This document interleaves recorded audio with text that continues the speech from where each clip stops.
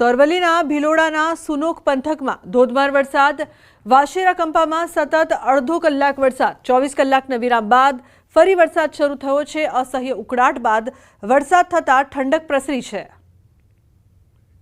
ઉલ્લેખનીય છે કે ગરમીથી લોકોને રાહત મળી છે। અચાનક વાતાવરણમાં પલટો આવ્યો, જે બાદ વરસાદનું આગમન થયું છે। ભિલોડાના સુનોક પંથકમાં ધોધમાર વરસાદ વરસી રહ્યો છે। અનેક વિસ્તારમાં પાણી પણ ભરાયા, તો વાશેરા કંપામાં સતત અડધો કલાક અવિરત વરસાદ વરસ્યો છે। અસહ્ય ઉકળાટ બાદ વાતાવરણમાં ઠંડક। બીજી તરફ ગાંધીનગરમાં વરસાદી માહોલ, કાળા ડિબાંગ વાદળો વચ્ચે ધોધમાર વરસાદના બીજા રાઉન્ડની શરૂઆત થઈ। ગાંધીનગરમાં પણ ધોધમાર વરસાદ વરસી રહ્યો છે। અત્યારે હાલ તમે જોઈ રહ્યા છો કે ગાંધીનગરના સેક્ટર 8, 7 અને 9ના દ્રશ્યો તમે જોઈ રહ્યા છો કે જ્યાં વરસાદ ધોધમાર વરસી રહ્યો હોય તે પ્રકારના દ્રશ્યો જોવા મળી રહ્યા છે। દૂર દૂર સુધી વિઝિબિલિટી જે છે તે પણ ન દેખાતી હોય તે પ્રકારના દ્રશ્યો જોવા મળી રહ્યા છે। વાહન ચાલકોને પસાર થવું હોય તો પણ લાઇટ ચાલુ રાખીને પસાર થવાની નોબત આવી રહી છે। મહત્વનું એ છે કે સૌપ્રથમ પવન જે છે તે ફૂંકાયો હતો અને ત્યારબાદ વરસાદ જે છે તે વરસી રહ્યો છે। મહત્વનું એ પણ છે કે હવામાન વિભાગે આગામી 7 દિવસ વરસાદની આશંકા વ્યક્ત કરવામાં આવી છે। ભારેથી અતિ ભારે વરસાદની આશંકા વ્યક્ત કરી છે, જે અંતર્ગત અમદાવાદમાં પણ વરસાદની આશંકા વ્યક્ત કરી છે। ગાંધીનગર સહિતના જે વિસ્તારો જે છે ત્યાં પણ વરસાદની આશંકા વ્યક્ત કરવામાં આવી છે, અને જે અંતર્ગતના અત્યારે હાલ તો ગાંધીનગરમાં પણ વરસાદ જે છે તે વરસતો જોવા મળી રહ્યો છે।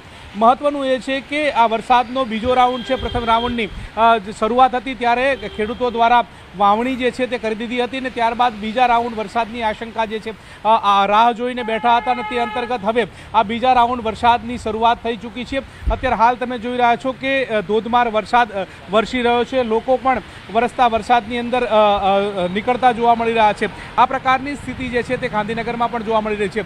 મહત્વનું એ છે કે હવામાન વિભાગે જે આશંકા વ્યક્ત કરી છે ભારેથી અતિભારે વરસાદની, અને તે અંતર્ગત હવે ગાંધીનગરમાં પણ વરસાદ જે છે તેની શરૂઆત થઈ ચૂકી છે।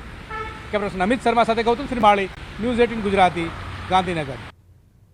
તો સુરેન્દ્રનગર શહેરમાં માનવ મંદિર પાસે આવેલા ચામુંડાપરામાં હજુ પણ પાણીમાં ગરકાવ વિસ્તાર જોવા મળી રહ્યો છે। અમુક લોકોના ઘરોમાંથી હજુ સુધી પાણી ઓસર્યા નથી, જેને લઈને સ્થાનિકોમાં ભારે આક્રોશ જોવા મળી રહ્યો છે। મહાનગરપાલિકાની પ્રી મોન્સૂન કામગીરીના દાવા પોકળ સાબિત થઈ રહ્યા હોય તેવા દ્રશ્યો સામે આવી રહ્યા છે। આ વિસ્તારમાં અન્ય પ્રાથમિક સુવિધાનો પણ સદંતર અભાવ જોવા મળી રહ્યો છે। લોકો પોતાના ઘરોમાં કેદ થવા મજબૂર બન્યા છે, કારણ કે પાણી એટલા પુષ્કળ પ્રમાણમાં ભરાયા છે કે નાના બાળકો, મહિલાઓ કે વૃદ્ધો ઘરની બહાર પણ નીકળી શકતા નથી। મેડિકલ ઇમરજન્સી હોય તો એમ્બ્યુલન્સ પણ આ વિસ્તારમાં આવી શકે તેમ નથી। આ વિસ્તારમાં અંદાજે 500થી વધુ લોકો વસવાટ કરે છે। અનેક રજૂઆતો છતાં તંત્ર આંખ આડા કાન કરી રહ્યું હોય તેવા સ્થાનિકોનો આક્ષેપ। અમારે અહીંયા પાણીની સુવિધા નથી, ગટરની સુવિધા નથી, તો અમારે શું કરવાનું? દર વર્ષે આ ચોમાસું આવે છે અને આવી જ રીતે પાણી ભરાયેલું રહે છે। જ્યારે લોકો માંદા પડે છે તો દવાખાને કેમ લઈ જવા? અને બાળકોને નિશાળે જવામાં પણ તકલીફ પડે છે। અમારે વર્ષોથી કઈક વર્ષો વ્યાઈ ગયા, નથી રોડની સગવડ, નથી પાણીની સગવડ। હાલવાનો રસ્તો અમારો હતો એ બંધ કર્યો, છતાં ક્યાંય હાલવાનું નથી। આ વરસાદના હિસાબે બધે પાણી ભરાઈ ગયા, માણસ ઘરમાં પાણી ગરી ગયા। ચોમાસાના હિસાબે આ પાણી ભરાઈ રહેશે, કોઈ હાલવા ચાલવાનો કોઈ રસ્તો જ નથી। એક જ રસ્તો છે, નથી કોઈ એમ્બ્યુલન્સ આવે એવું, બાળકોને નિશાળે જવામાં તકલીફ પડે છે।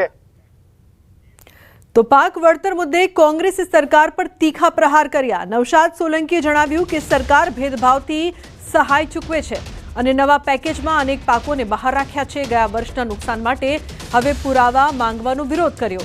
સુરેન્દ્રનગરમાં 1.68 લાખથી વધુ અરજીઓ થઈ, છતાં પણ સહાય નહીં મળવાનો આરોપ લગાવ્યો છે। આ ઉપરાંત કોંગ્રેસે સુરેન્દ્રનગરમાં સોમવારે ધરણા પ્રદર્શન કરવાની ચીમકી પણ ઉચ્ચારી છે। ઓક્ટોબર એન્ડની અંદર 2024 ઓક્ટોબર એન્ડમાં જે ખેડૂતે અરજી કરી હતી એ ઓક્ટોબરનું નુકસાન થયું એમાં આવી જ ગયું હોય। હવે એને ફરીથી ઓક્ટોબરમાં નુકસાન થયું એવું એને સાબિત કરવાનું કે મારે ગયા વર્ષે ઓક્ટોબરમાં મારે નુકસાન થયું હતું। અને હજી પણ વિશેષ એ ખેડૂતે પોતાના ફોટોગ્રાફ્સ આપવાના નુકસાનીના। હવે ગયા વર્ષના ફોટોગ્રાફ્સ ક્યાંથી લાવે? લોકો જેને ચૂકવવું હોય એને ચૂકવે, અને જેને ન ચૂકવવું હોય એને ન ચૂકવી શકે।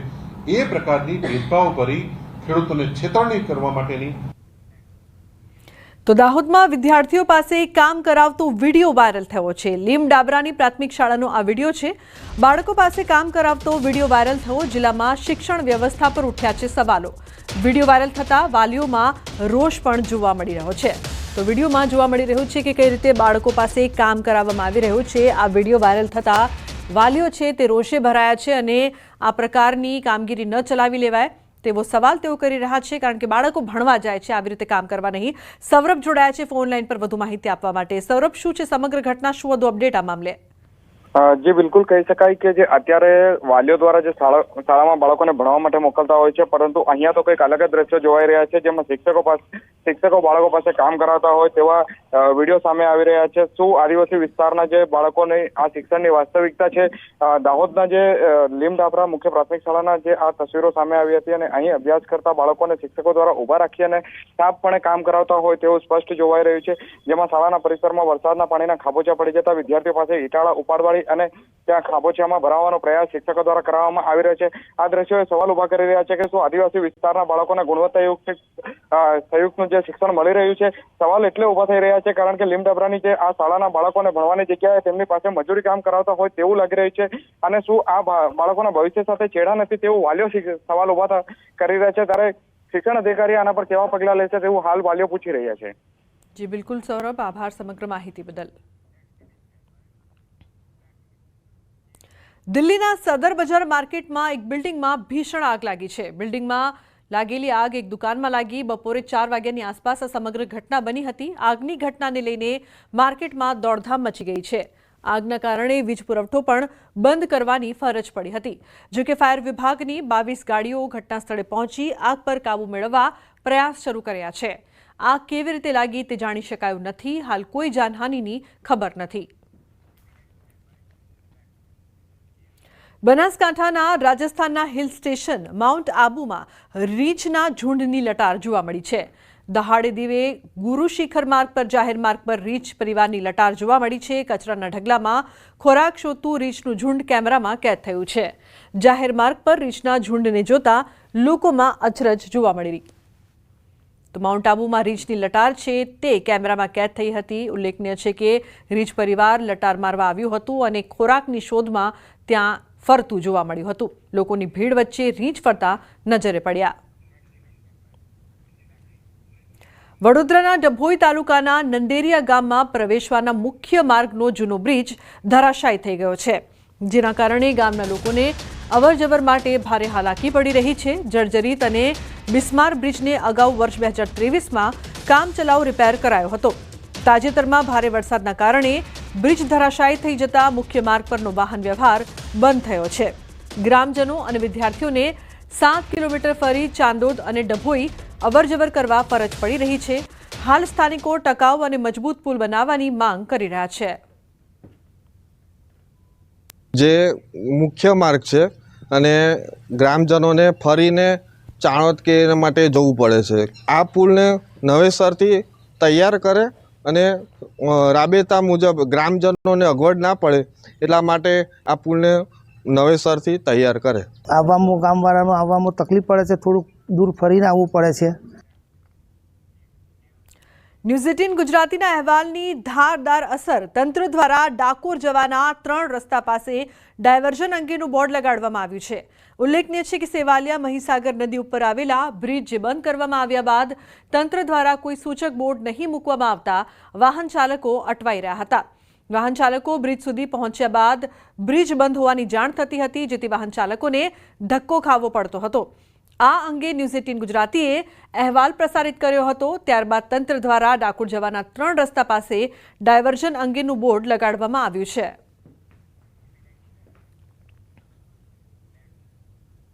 કચ્છના અબડાસા તાલુકાના ભવાનીપર ગામે આવેલ પુલિયાની હાલત વર્ષોથી જર્જરિત છે। તાજેતરમાં થયેલા ગંભીરા બ્રિજ દુર્ઘટનાને પગલે તંત્ર હવે જાગૃત થયું છે। છેલ્લા 3-4 દિવસથી બસ અને ભારે વાહનો માટે બંધ છે, જેના કારણે અબડાસાના લોકોને ભારે હાલાકી થઈ રહી છે। ભારે વાહનો માટે પુલ બંધ થતાં સ્થાનિકોના વેપાર ધંધા પર મોટી અસર પડી છે, તેમજ એસટી બસોની રૂટ પણ બદલાઈ ગઈ છે। પરિણામે એસટી બસોને 10થી 15 કિલોમીટર લાંબો રાસ્તો કાપવો પડે છે, જેના કારણે બસો મોડી પહોંચી રહી છે।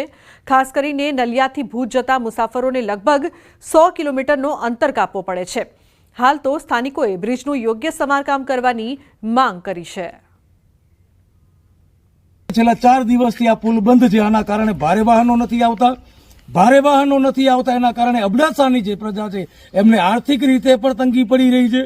સાથે સાથે બસનો રૂટ જે 10 કિલોમીટર ફરીને અહીંયાથી નીકળે છે, અહીંયાથી એવા 10 થી 15 ગામડાઓ છે જ્યાં આગળ આ જનતાને, આમ પ્રજાને, ગામડાના લોકોને તકલીફ ભોગવવી પડે છે. મુખ્ય માર્ગ છે આ એવું નથી કે કોઈ ગામડાને જોડે છે. ભુજથી અબડાસા. રાજ્યના અન્ય જિલ્લાઓની જેમ પોરબંદર જિલ્લામાં પણ કોઈ જર્જરિત પુલ છે કે નહીં તેને લઈને તપાસ શરૂ કરવામાં આવી છે. આ તપાસ દરમિયાન પોરબંદર શહેરના લકડી બંદરથી બંદરને જોડતો 67 વર્ષ જૂનો આ બ્રિજ આટલા વર્ષો સુધી કાર્યરત હતો, પરંતુ ગંભીર અકસ્માત બાદ હવે તંત્ર આ પુલ જર્જરિત લાગતા વાહન વ્યવહાર માટે બંધ કરવામાં આવ્યો છે. નાના વાહનો અને બાઇકો માટે આ પુલ કાર્યરત રાખવો જોઈએ તેવી માંગણી વાહન ચાલકો દ્વારા કરવામાં આવી રહી છે. અમારે આ 7 કિલોમીટર થાય, ફરીને જાય ને તો 7 કિલોમીટર થાય. આ અમારે બાજુમાં પડે. હવે આખું ફરીને જાય એટલે કેટલી તકલીફ પડે.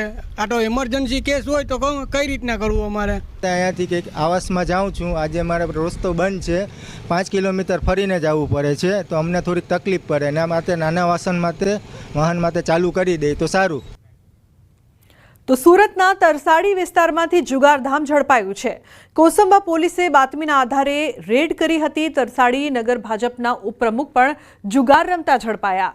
કુંવરદાથી કીમ જવાના માર્ગ પર સિમેન્ટના ગોડાઉનમાં પતરાના શેડમાં ચાલતું હતું આ જુગારધામ. કોસંબા પોલીસે 9 જુગારીને લાખોના મુદ્દામાલ સાથે ઝડપી પાડ્યા. પોલીસના હાથે ઝડપાયેલા 9 પૈકી 2 ભાજપના હોદ્દેદાર અને 1 ગી કોસંબા મર્કેન્ટાઇલ કોઓપરેટિવ બેંકનો ડિરેક્ટર છે. સંજય પરમાર તરસાડી નગર સંગઠનનો ઉપપ્રમુખ, જ્યારે દિગ્વિજય અટોદરિયા તરસાડી નગર શક્તિ કેન્દ્રનો સંયોજક છે. તો મહેન્દ્ર રામાણી ઘી કોસંબા મર્કેન્ટાઇલ કોઓપરેટિવ બેંકનો ડિરેક્ટર છે. હાલ તો પોલીસે આરોપીઓ પાસેથી 2.32 લાખ રોકડા, 10 મોબાઈલ મળી 6 લાખથી વધુનો મુદ્દામાલ કબજે કર્યો છે. વડોદરા મહાનગરપાલિકાના ટાઉન પ્લાનિંગ વિભાગમાં એક અરજદારે કચેરીમાં જઈને ગાળો આપીને હોબાળો મચાવ્યો. મામલો ઉગ્ર બનતા વિભાગના તમામ કર્મચારીઓ એકત્રિત થયા અને અધિકારીઓ સાથે મળીને ડેપ્યુટી મ્યુનિસિપલ કમિશનરને રજૂઆત કરી. ટીપીઓ દ્વારા જણાવાયું કે અરજદાર એક સામાજિક કાર્યકર છે અને જરૂર જણાશે તો તેના વિરુદ્ધ કાર્યવાહી થશે. એ તો શાબ્દિક થોડી એ લોકોને બોલાચાલી થઈ છે, એ બાબતની ખાલી રજૂઆત. અને એમાં અમે તો અમારી રીતે જે રજૂઆત કરવાની હતી અમારા ઉપર સાહેબને કરી. સર 100 ફોન કરતા હોય આવી રીતે અને ધમકીઓ આપ્યા, એટલે પછી એમને ફોન ઉપાડતા નથી. અને બરાબર છે કે આટલા બધા ફોન કોઈ કામની વ્યસ્તતામાં ફોન ના પણ ઉપાડે. અને એકની એક વાત માટે કે દિવસમાં 100 કોલ તો કોણ ઉઠાવીને વાત જવાબ આપે? માર્ગ અકસ્માતમાં રાહત પહોંચાડનાર રાહવીરને મળશે 25,000નું ઇનામ. માર્ગ અકસ્માતમાં ઇજાગ્રસ્તોને સમયસર સારવાર મળી રહે તે હેતુથી રાજ્ય સરકારે એક મહત્વનો નિર્ણય લીધો છે. અકસ્માત સમયે ઇજાગ્રસ્તને તાત્કાલિક મદદ કરનાર વ્યક્તિને રાહવીર જાહેર કરવામાં આવશે અને તેને સરકાર તરફથી ₹25,000નું ઇનામ અને પ્રશંસા પ્રમાણપત્ર એનાયત કરવામાં આવશે. સરકારે માર્ગ અકસ્માતના પહેલા 1 કલાકને ગોલ્ડન અવર માનવામાં આવે છે, જેમાં જરૂરિયાતમંદને તાત્કાલિક સારવાર મળે તો જીવ બચી શકે છે. આ યોજના અંતર્ગત જિલ્લા સ્તરે ખાસ 5 સભ્યોની સમિતિ બનાવવામાં આવી છે, જેમાં એસપી, કલેક્ટર, સીડીએચઓ, સીડીએમઓ અને આરટીઓને સામેલ કરવામાં આવ્યા છે. તો આજે પહેલા કલાકની અંદર જે પીડિત છે એને સારવાર માટે દાખલ કરવામાં જે વ્યક્તિ મદદ કરે એને આપણે રાહવીર કહીએ છીએ. અને એ રાહવીરને સરકાર દ્વારા 25,000નો પુરસ્કાર અને પ્રશંસા પ્રમાણપત્ર એનાયત. રાજકોટ લોકમેળામાં ફોર્મ ભરાવાની ત્રીજી મુદત પૂરી થઈ છતાં 238 પ્લોટમાંથી માત્ર 28 ફોર્મ આવ્યા છે. યાંત્રિક રાઇડ માટે એક પણ ફોર્મ ભરાયું નહીં, જે 50 વર્ષમાં પહેલીવાર છે. ત્યારે કોંગ્રેસ નેતા ઇન્દ્રનીલ રાજ્યગુરુએ આક્ષેપ કર્યો કે રાજકોટને ભાંગવાનો પ્રયાસ થઈ રહ્યો છે અને કલેક્ટરને માંગ કરી કે તકેદારી રાખી મેળાને મંજૂરી આપવામાં આવે.